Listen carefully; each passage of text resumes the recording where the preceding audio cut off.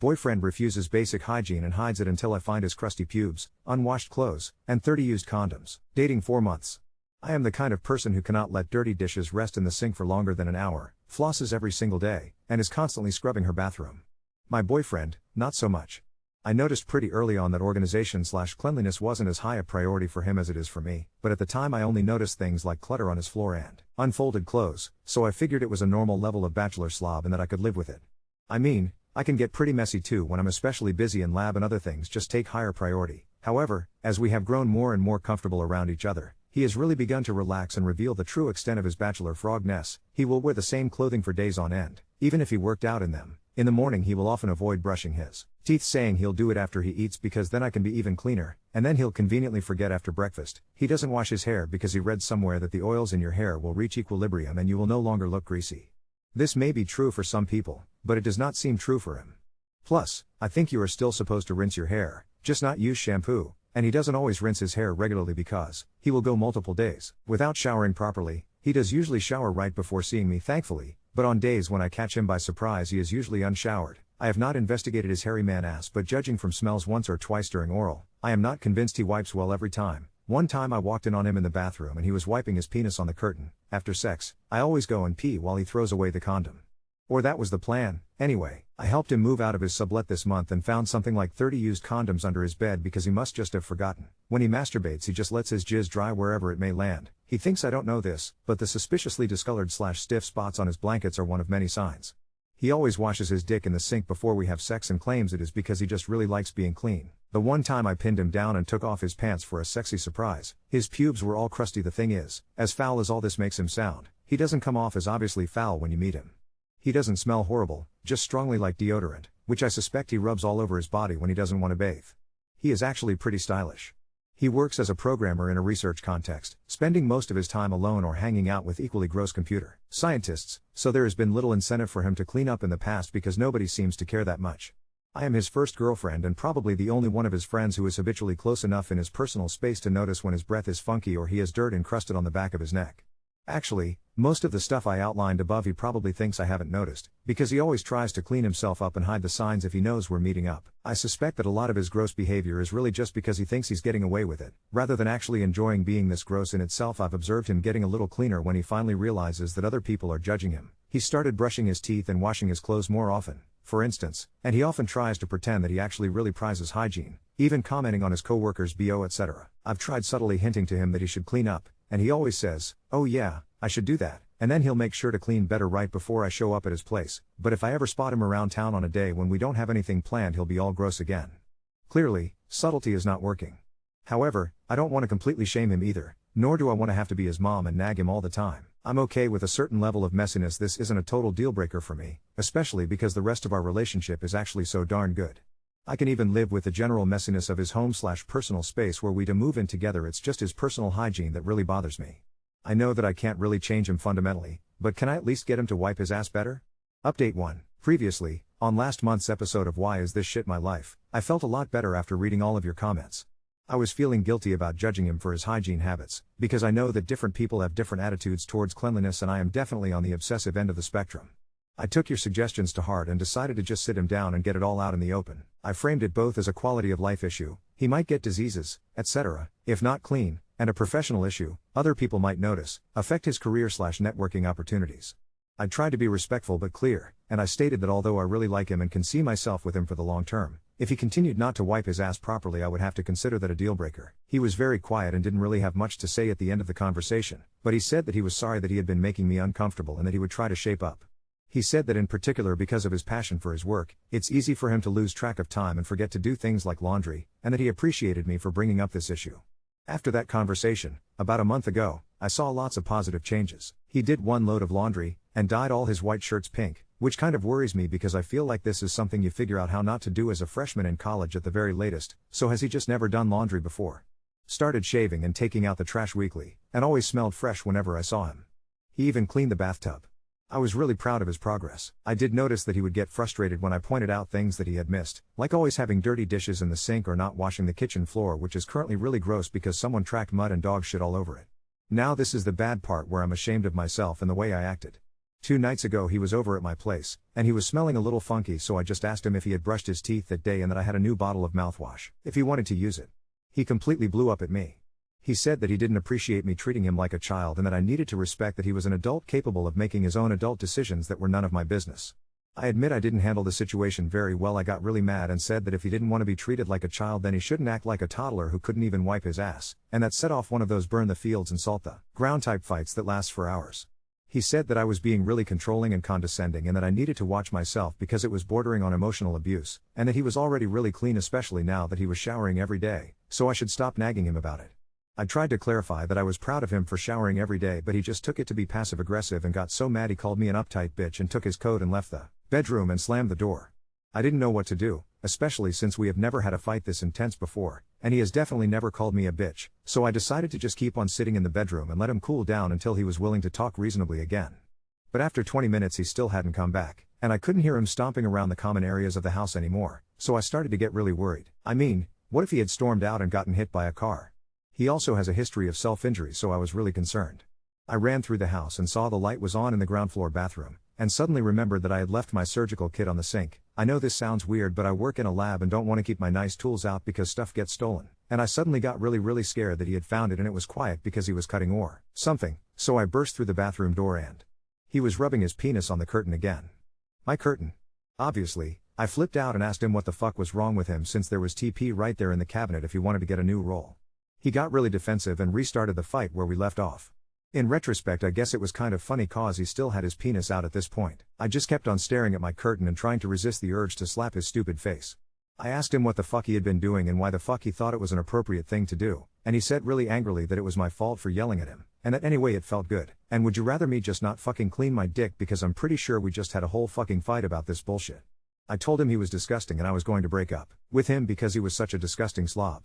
He said, "Are you really going to break up with me over a curtain? Really now? Really? Is that how much you value our relationship?" And I shouted, "Yes, get the fuck out of my house, you stupid cock," and pushed him out of the house. He tried to calm me down and apologize, but I just was so irrationally mad and kept on slapping his arm and slammed the door in his face. Eventually I heard his car start and drive away. I was still so mad that I didn't even apologize at the time and sent him a kind of mean text, "I can pick up my stuff in the morning. I know it must be hard for you to act like a human being, but please try not to wipe your penis on my things in the meantime." So that was 2 days ago and I still haven't gotten my stuff. He finally texted me back yesterday afternoon and said, "I'm sorry about the curtain and I'm sorry we're ending it this way. Can you call me?" Now that I've calmed down, I really miss him. I promise he is really amazing as a person, and we've never had any kind of fight like this before. I feel like we were both acting in ways we never thought we'd act, and I also feel really ashamed of myself for some of the mean things I said and feel like I hugely overreacted in the fight and definitely shouldn't have gotten physical at the end when I shoved him out of the house. I feel a little bit like the rhetorical crazy you shouldn't put your dick into. I wish there was some way to fix this, but I don't know how. I've never had a big relationship fight before. Also, even though I want to make up with him and apologize for my behavior and for slapping/pushing him, I don't want him to think that he can just backslide into gross habits again. I'm not sure how to navigate the conversation. I guess if we do end up breaking up, I'll have a lot of free time on my hands for new hobbies. Maybe I can learn DIY home improvement and remodel my bathroom, sew some new curtains. So I wasn't going to describe this because it makes the whole thing even more ridiculous sounding, and also I felt bad about basically stripping my boyfriend of his dignity on the internet. But there's been a lot of questions about this, and since I'm heartbroken anyway, someone might as well get some entertainment from this. He was kind of holding his penis with one hand and slapping the curtain with it. I don't know how to describe it more than that. I think maybe he was trying to simultaneously shake off the pee and wipe the tip for efficiency. Since you all were so helpful before, I thought I would give a final update for anyone who was interested. So after I read all your comments last time, I didn't really know what to do. On the one hand, it really struck me when multiple people were saying that I must not have any self-respect to stay with and have sex with someone who was so unclean, and about how he was handling the situation so immaturely, as was I. But on the other hand, he really was the best boyfriend I've ever had, and I kept on missing him and basically behaving like a caricature of the lonely dumped girl and craving ice cream. I mean, it's not like he never wiped his ass, and he really was trying at the end. I kept on thinking that maybe I had not described the situation properly, and if I was better at explaining it, people wouldn't have piled up on him so much. I just kept on going back and forth and becoming more and more anxious that I wasn't going to make the right decision, and getting more and more anxious about how to respond to his text and about how we'd probably have some drawn-out multi-hour long conversation about the state of the relationship if we did reply, and about how I had a ton of finals coming up that week and couldn't afford to be anxious about this, which of course only made me more anxious, etc. When I get anxious or scared, unfortunately my response is to freeze and avoid.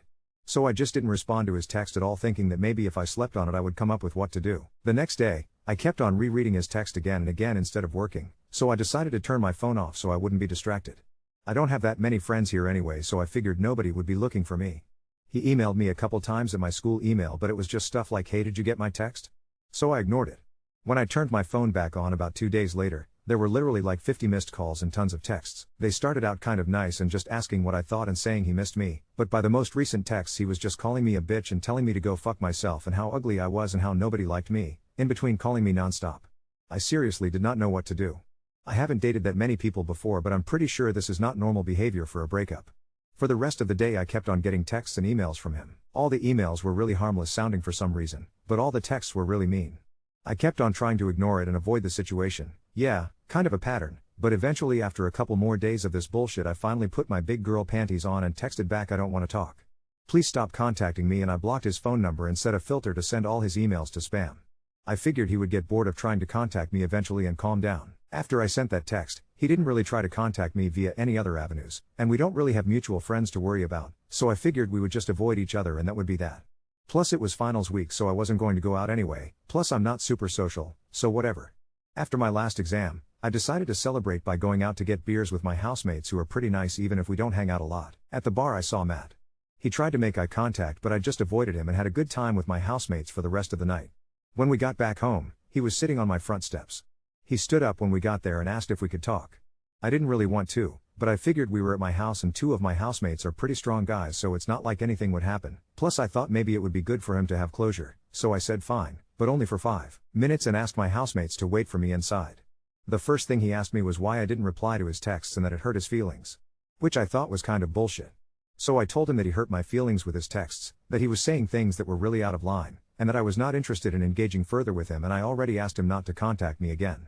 Then he started apologizing and saying he didn't know they would hurt my feelings. He said that he was just texting random stuff to try and get a rise out of me because he was upset that I was ignoring him, and that he didn't mean any of the hurtful stuff and he was really sorry. That he had been acting out because he was so stressed with quals.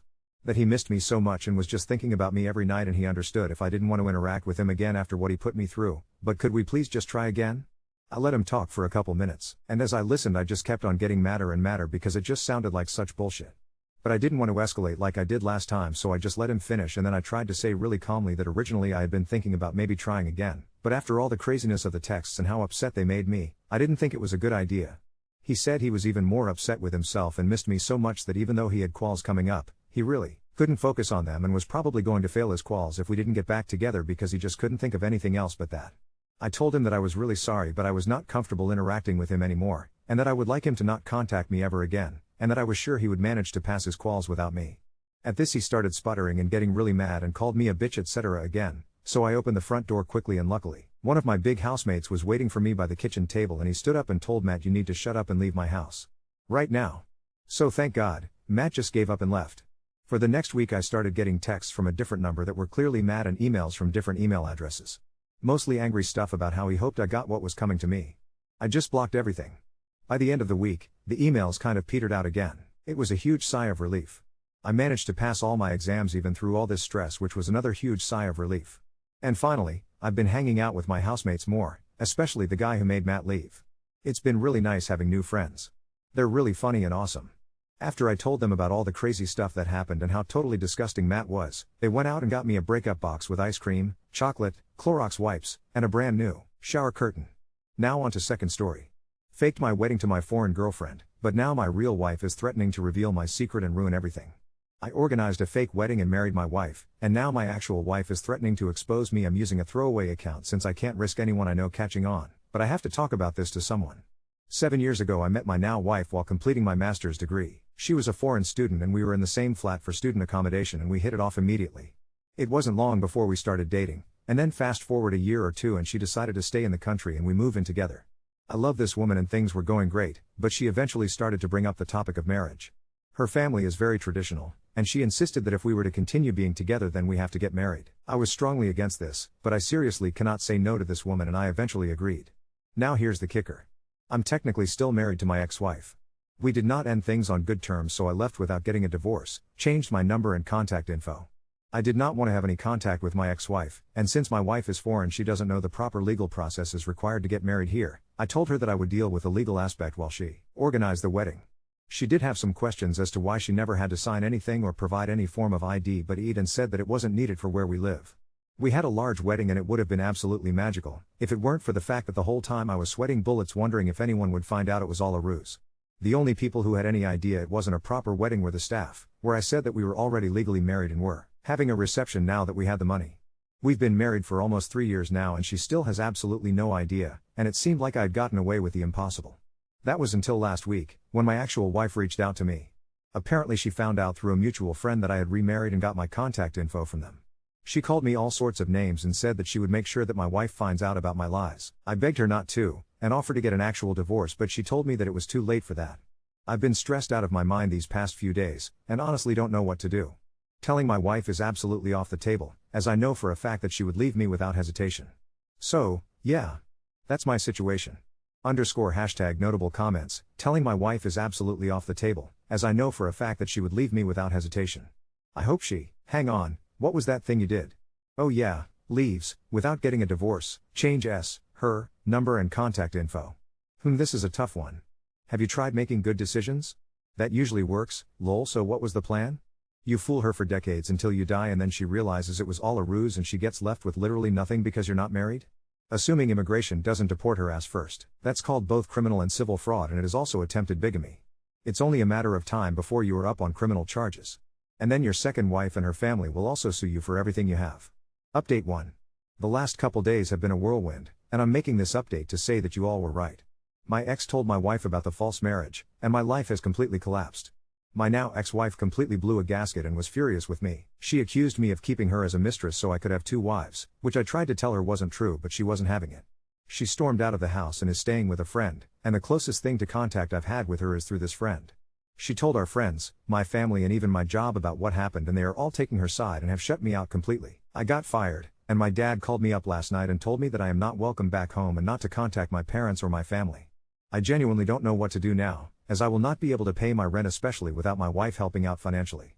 A lot of you mentioned the issue of immigration, which I thought would not be a problem as she had a work visa. As it turns out, she had a work visa, but it expired a long time ago. She thought that she would be fine since we were married, but after she learned it was a sham she has been in a lot of hot water.